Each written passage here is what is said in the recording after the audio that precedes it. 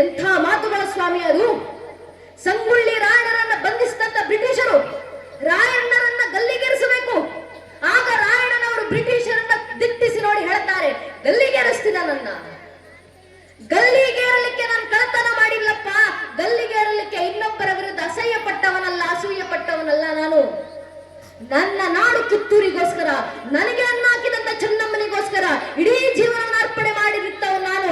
ನನ್ನನ್ನು ಗಲ್ಲಿಗೇರಿಸೋದಲ್ಲ, ಶಿಕ್ಷೆ ಕೊಡಬೇಕಂದ್ರೆ ತೋಪಿಗೆ ಕಟ್ಟಿ ನನ್ನನ್ನು ಉಡಾಯಿಸಿ, ಅದು ನೀವು ನನಗೆ ಸಲ್ಲಿಸುವಂತ ನಿಜವಾದ ಗೌರವ ಅಂತ ರಾಯಣ್ಣ ಹೆಮ್ಮೆಯಿಂದ ಬ್ರಿಟಿಷರ ಮುಂದೆ ಹೇಳ್ತಾರಲ್ಲ, ಅದು ರಾಯಣ್ಣರ ದಿಟ್ಟತನ. ರಾಯಣ್ಣನವರ ಈ ಮಾತು ಇರೋದು ಗೋಡೆಗಳಲ್ಲಿ ಬರಲಿಕ್ಕಲ್ಲ, ನಮ್ಮ ಎದೆಗಳಲ್ಲಿ ಅಚ್ಚಿ ಹಾಕಿಸ್ಕೊಳ್ಳಿಕ್ಕಿರುವಂತ ಮಾತುಗಳು. ರಾಯಣ್ಣನವರ ಇಡೀ ಜೀವನವನ್ನು ಯಾವತ್ತಾದ್ರೂ ಅಧ್ಯಯನ ಮಾಡಿ ನೋಡಿ. ರಾಯಣ್ಣನವರಿಗೂ ಭಾರತಕ್ಕೂ ಇರುವಂತ ಆ ಸಂಬಂಧ ಇದೆಯಲ್ಲ, ಯಾವ ಭಾವನಾತ್ಮಕ ಸಂಬಂಧ ಅದು. ರಾಯಣ್ಣನವರು ಹುಟ್ಟಿದ್ದು 1798ರಲ್ಲಿ ಆಗಸ್ಟ್ 15ನೇ ತಾರೀಕು.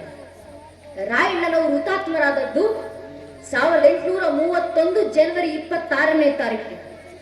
ಎಂಥ ಜೀವನ ಆ ಮಹಾತ್ಮರದ್ದು.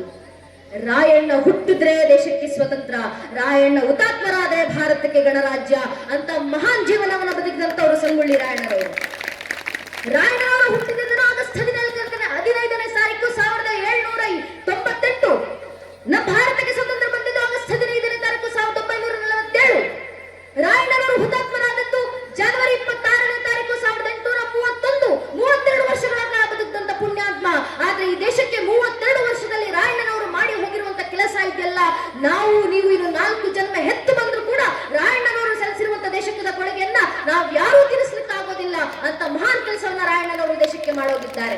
ಆ ವೀರಾದಿ ವೀರರೆಲ್ಲ ಯಾಕೆ ಶ್ರಮ ಪಟ್ಟು ಹೋದ್ರು ದೇಶಕ್ಕೆ? ತನ್ನ ಮನೆ ಮಠ ಬಂಧು ಸಂಬಂಧಿಕರು ಎಲ್ಲವನ್ನು ತೊರೆದು ಇಡೀ ಜೀವನವನ್ನೇ ದೇಶ ಧರ್ಮಕ್ಕೋಸ್ಕರ ಅರ್ಪಣೆ ಮಾಡಿದಂತ ಆ ವೀರರ ಕಾರ್ಯ ವ್ಯರ್ಥ ಆಗುವಂತಿಲ್ಲ ನನ್ನ ನೆಚ್ಚಿನ ಬಂಧುಗಳೇ. ಯಾವ ಧರ್ಮ ಪರಂಪರೆ ದೇಶ ಸಂಸ್ಕೃತಿ ಉಳಿವಿಗೋಸ್ಕರ ನನ್ನ ಹಿರಿಯರು ಪೂರ್ವಿಕರು ಹೋರಾಡಿದ್ರು, ಆ ಧರ್ಮ ಇವತ್ತು ನನ್ನ ಕೈಗೆ ಬಂದು ಸೇರಿದೆ.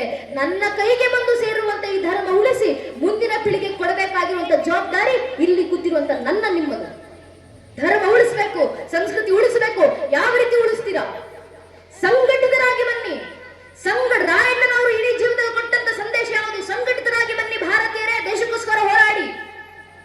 ತಾಯಿ ಚೆನ್ನಮ್ಮ ಮುಂದೆ ನಿಂತು 10 ಊರುಗಳನ್ನ ಸಂಘಟನೆ ಮಾಡಿ, ಅಲ್ಲಿನ ಸಾಮಂತ ರಾಜರನ್ನೆಲ್ಲ ಸಂಘಟನೆ ಮಾಡಿ ಹೋರಾಟಕ್ಕೆ ನಿಂತ್ರಲ್ಲ, ಸಂಘಟಿತ ಬಲ. ಇದು ಕೃಷ್ಣನ ಮಾತು.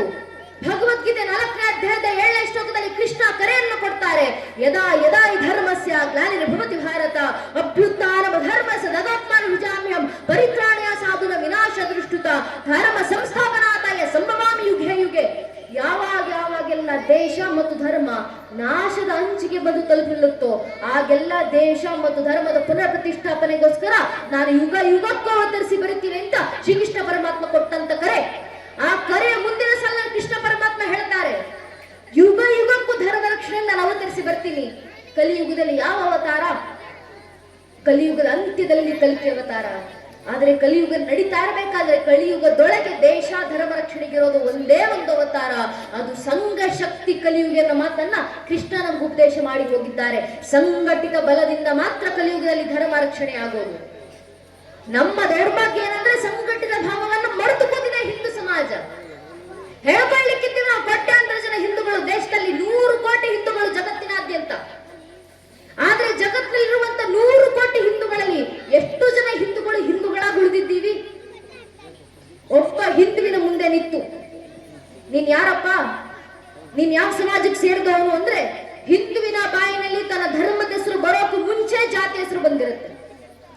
ಒಬ್ಬ ಹಿಂದೂ ಆಗೋಕು ಮುಂಚೆ ಒಬ್ಬ ಹಿಂದೂ ಲಿಂಗಾಯತರಾಗ್ತಾರೆ, ಒಬ್ಬ ಹಿಂದೂ ಬ್ರಾಹ್ಮಣರಾಗ್ತಾರೆ, ಒಬ್ಬ ಹಿಂದೂ ಕುರುಬರಾಗ್ತಾರೆ, ಒಬ್ಬ ಹಿಂದೂ ಗೌಡ್ರಾಗ್ತಾರೆ, ಒಬ್ಬ ಹಿಂದೂ ನಾಯಕ್ ಸಮಾಜಕ್ಕೆ ಸೇರಿದವರಾಗ್ತಾರೆ, ಒಬ್ಬ ಹಿಂದೂ SC ಆಗ್ತಾರೆ.